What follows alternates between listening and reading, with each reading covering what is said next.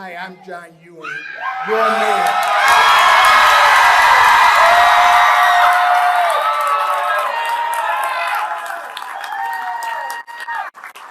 Do you remember that moment right there in Omaha, Nebraska, where a Democrat defeated the longest serving Republican mayor in the country, and the Democrat won that mayor's race right there? That was back in May.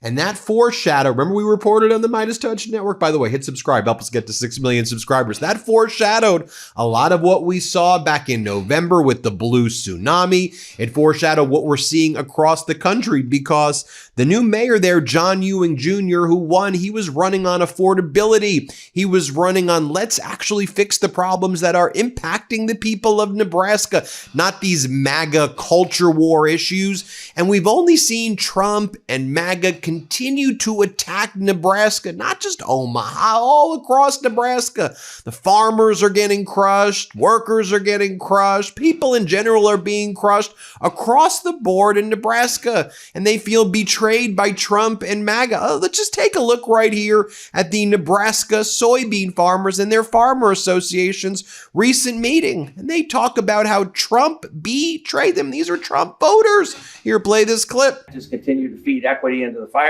We sat in on a recent meeting of the Nebraska Farmers Union. We're in the middle of the worst economic downturn that I've seen in my 50 years since the mid-1980s. Members telling us they feel the Trump administration has let them down. We voted because he was going to help the farmers, and now it's just hurting us like crazy. Agriculture is our foundation here in Nebraska and many states in the Midwest. If agriculture is failing here, everything is going to fail. People here wondering if President Trump has forgotten past promises to look after them, even during trade wars. And of course, we know that people right now are terrified about the Affordable Care Act subsidies expire. People's health care in Nebraska is about to skyrocket, and people in Nebraska are horrified about what's happening. And MAGA doesn't give a crap about them. Here, watch this. Over 100,000 Nebraskans are preparing for a significant hike in their health insurance costs. We had somebody who had a $350 a month premium that was going to increase to $1,700 a month, or a $125 premium that was going up to $518 a month. That's simply unaffordable for folks. A record number of Nebraskans, just over 136,000, used the ACC marketplace to find health insurance in 2025. So mine went up 40% for this plan, and this is just a bronze plan. This isn't a deluxe plan. So that's why I'm so shocked. KETV found that for 91% of those consumers, or those who make 138% or more above the federal poverty line, their premiums may increase in 2026. The biggest change that is coming is there are some enhanced premium tax credits that are set to expire on December 31st of 2025. And so for plans that start in 2026, unless Congress chooses to extend those tax credits, people are going to see a really big difference in what they're paying for their health insurance coverage every single month. Now you take a look at the MAGA Republican. He's not really MAGA Republican. Be fair to Congressmember Bacon. If there were to be a moderate, Republican out there, he would be the only one, basically. And he's leaving. He said that after this term's over, Congressmember Bacon's done being a Congress member. He can't stand this crap anymore. And for him, I think a lot of people in Nebraska, I know we've got a lot of MeidasTouch Network fans in Nebraska, not just Democrats, Republicans, independents, people who don't really like politics at all. And they're just like, we just want someone decent, like a good human with moral character. And what Trump and these MAGAs are doing reflects just poorly on basic character. Like they're not behaving like leaders or grown-ups at all. They're not behaving, frankly, how children should behave. They're behaving so bad. Here, watch what Congressmember Bacon says here. Here, play this clip. The speaker's in a tough spot, and he is right. The president gives plenty of ammo out there for people to critique. He has a lack of self-control and not enough restraint on some of the things he says, and his comments on Ryan are case in point. And he got a 3-seat majority. I understand the speaker's in a tough spot, but we should have moral clarity here. What the president said was wrong. And you got to have a little bit of decency. Here's a guy that was murdered, stabbed to death, his throat slit, his wife, probably by his son. We don't know for sure. Mm-hmm. That's a very sad thing, and to gloat over it and to and to make the comments that the president said, it's not presidential. And I just think there's a big yearning in our country right now for more decency, self-control, some restraint, and a little more normalcy. And what we saw with that response, it's not an appropriate comment from a president. We've heard that same sentiment. And it just seems that Nebraska is under attack by these policies, by the consolidation that we're seeing. It seems that there's an affirmative attack on agriculture, an affirmative attack on farmers, and then, just paying lip service to, oh, we love the farmers, but show with your actions what you're doing. I mean, right before Thanksgiving, when you have Tyson Foods announcing that they're closing their meatpacking plant in Lexington, Nebraska, eliminating 3,200 jobs in a town of 11,000 people, that doesn't show that you love those people. It shows that you want to screw those people. I want to talk about someone who's really made the central theme of their campaign for the Senate seat in Nebraska, the theme being consolidation, the problems with consolidation, the problems with these monopolistic tendencies, the fact that you have all these corporations out there just screwing the average American worker. I want to bring in Dan Osborn, independent, for that Senate seat in Nebraska. He's running against Pete Ricketts, who was former governor of Nebraska, current junior senator of Nebraska. We'll talk more about him, but I mean, he seems to be fully supportive of these plans that are screwing over the great state of Nebraska. But let's just talk about this first incident, what happened on Thanksgiving in Nebraska with the Tyson plant. And then let's talk broader, because to me, that's just symbolic, Dan, of what's been happening on a weekly or monthly basis. This one may draw bigger headlines, but we're seeing this very frequently in Nebraska and frankly, across the country. Yeah, absolutely. And, these corporations, I mean, let's be real, right? They have no soul, which kind of gets into Citizens United, I suppose, when they say, a Supreme Court ruling that says corporations are people and money is free speech and they can donate an unlimited amount of money to independent expenditures. I mean, that's fundamentally what's wrong with our politics today. And I think being able to overturn Citizens United or curb it in some way is really how we right the ship. That's a big deal. So campaign finance reform is always tops on our list. But getting into Tyson is what's happening there. I mean, first of all, announcing on Thanksgiving or the day before, or something like that, and these families have to go home and do the traditional Thanksgiving dinner with that on the forefront of their minds. That's just awful. It's just an awful thing to do to people. But you nailed the head. 3,200 people in a town of 11,000. So we went out there and we started talking to people that are affected, which turns out is going to be everybody in that town, whether you're a car dealer or a grocer or a gas station. I mean, everybody's going to be affected. And it's tragic. So what we were doing out there is I took an antitrust lawyer with me who does this every single day. And we went out there and we did I suppose, talked to the media, did a press release talking about the Packers and Stockyard Act of 1921 that they're violating. And this law has been in the books for over 100 years, and it's designed to prevent this exact thing from happening, right? They're closing the plant. Not only are they closing the plant, I don't think the federal government should be going in and telling corporations how to do their business. Absolutely not. But again, they're violating the law, and they're doing it because they're not putting it up for sale.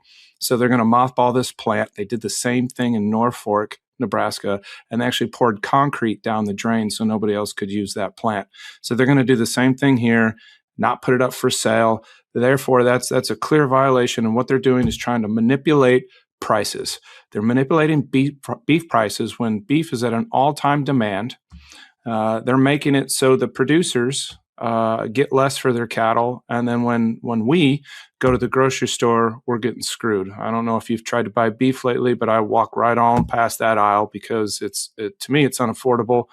And Tyson, along with JBS, a Brazilian-owned company, I think who control over 40% of the meat market in this country, they're closing a plant in California. They're doing it down in Texas. So they're manipulating the market to continue to profit for themselves. And people like Pete Ricketts, my opponent, man, they love this because their people get richer while we struggle.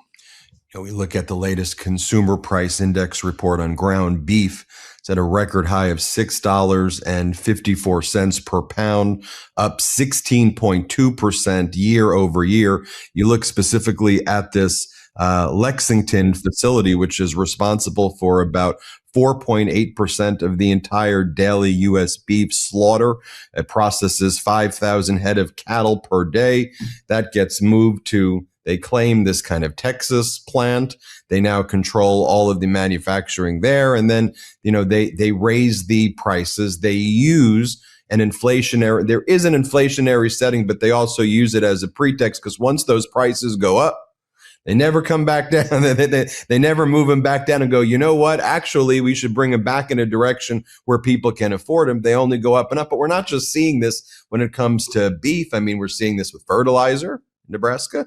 We're seeing it with grain in Nebraska. I mean, you're seeing it in so many other areas as well. Can you speak to how what we're seeing here with Tyson is symptomatic of just so many other businesses that are or so many other areas where workers are under attack in the same and similar fashion in Nebraska? Yeah, I mean, we could start with our agriculture. Nebraska's obviously an agriculture state. Obviously, we do many other things, but agriculture, we're in the top 5 bean and corn producers in the country. And, we rank up there with our beef production as well, 1 or 2. And so this industry, the big food in general, you have monopolies that control everything. If you're a farmer, your inputs, your seed, your chemicals, you have to buy from monopolies. Syngenta, Chinese-owned company, you got to buy your seed from. They control and manipulate that market. And then when your production's over and you're selling it, you're selling to monopolies as well. And now we're seeing the consolidation of rail. We're seeing the consolidation of our information, with Netflix and Paramount. Like it's our government needs to get off their hands. They're sitting on their hands. The Congress needs to act, which is exactly why I'm doing this. And I get up every day and we fight the fight because this is affecting everybody. And this is, talking about affordability. This is how we do it. This is how we make things more affordable. We need to create an economic environment in this country that favors competition. That's what free market is. Free market isn't 3 or 4 big people or big corporations controlling everything. It's allowing, the smaller companies to form and create that competition that's going to drive down costs. It's so simple. But again, it goes back to campaign finance reform. The little corporations, the little people, they can't afford, you and I can't afford to purchase a senator or a congressman, but certainly JBS and Tyson can, and they do. And that's how they do it. And then the senator like Pete Ricketts just rubber stamps whatever they want because they know that the donors are in control. So I don't take corporate money because when I get elected, I don't want to be a part of the problem. I want to be a part of the solution. And so that's the way we're going to do it. And I think it starts right here in the middle of the country. And hopefully we can be that spark that lights the fire, that finally something starts in the middle and goes to the coast instead of the coast, everything coming here. You're running as an independent. You've run against the guy Ricketts, who's, when I think of Nebraska, it's always interesting when I see Ricketts because he's like a flashy billionaire. I know he was the former governor of Nebraska, but this guy comes off as like the Scrooge. It just seems like some wealthy guy throwing around his money. He says a bunch of crazy stuff. I mean, in my opinion, a bunch of outlandish stuff too. He talks about how if you have marijuana or you let your kids have marijuana, your kids are going to get killed, or your kids will become school shooters if they have marijuana. So that's why we need total bans on marijuana. I mean, he just seems so out of touch with where we are. But he's got a lot of money, and you seem like a straight talker who goes out around there. So it's an interesting dynamic of the race to me, of you getting your message through to people on a grassroots level and him doing the billionaire playbook. And so talk to us about that. Yeah, I mean, we're up against it, right? Because he does have, I suppose, unlimited funds. He's the son of a billionaire who started TD Ameritrade. I mean, they own a professional baseball team. So, they have vast wealth. And that's what he has done to, when he was governor, he ran our state like a mob boss. If you were a Republican and you vote, let's say you voted with Pete Ricketts in our state unicameral, you voted with him 95% of the time, or even 99% of the time. The one time you didn't, he'll make sure, in your primary to spend a couple $100,000 to make sure you don't work in the state. He wants complete loyalty. That's just the way this guy is. And I think Nebraskans are waking up, and I feel like it's my job to be an effective messenger and to go out into Nebraska through every single town. I did 200 town halls last year. We're going to do another 200 and just get out and talk to people, because I think most people are where I'm at, kind of down the middle. I think both parties seem to be operating in the end zones, and I want to operate within the 40-yard lines to get stuff done. That's how we get stuff done. But Ricketts is going to spend his money. I mean, he bought his way into the Senate seat. So real quick, it's pretty easy to explain. But Ben Meiselas stepped down, went to the University of Florida after Joe Ricketts gave the University of Florida $1 million or $2 donation. Imagine that. And then Ben Meiselas goes to be president at University of Florida. Ricketts' money gets our governor elected, Jim Pillen. Jim Pillen then places Pete Ricketts into that open Senate seat. So it's pretty obvious his money and influence bought himself a Senate seat. And ever since, he's just been fighting the will of the people. I mean, legalizing medical cannabis passed on a ballot initiative last year by 71%. Along with a commission to oversee the industry in the state. So what they did, or what Ricketts has done along with the Attorney General and the governor, using his money, have stacked that legislative body, and they're basically making it inaccessible to the people. They're fighting the will of the people. We're all gonna lose our IQs. Our IQ is gonna go down if marijuana is medical marijuana is illegal here. Like you said, he says things like school shooting is because of marijuana. Like, this is insanity.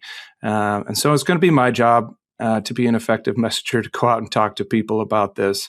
But again, I'm finding, regardless of their party affiliation, most people are somewhere in the middle there. Dan, you're both a Navy and Army veteran of the National Guard there. So that means whichever team wins the big Army-Navy game, you come out ahead regardless. Before we go, where can people find out more about your background and learn more about the campaign? Yeah, you could just go to my website. It's Osborn for Senate. There's no E at the end of Osborn, but it's osbornforsenate.com. We try to put as much information about my platform and everything as possible. So you could definitely go there. Thanks so much for joining us. We appreciate you, Dan. Yeah, thank you, Ben. Appreciate you. Dan Osborn, running as an independent for United States Senate seat in Nebraska. Everybody hit subscribe. Help us get to 6 million subscribers. Want to stay plugged in? Become a subscriber to our Substack at MeidasPlus.com. You'll get daily recaps from Ron Filipkowski, ad-free episodes of our podcast, and more exclusive content only available at MeidasPlus.com.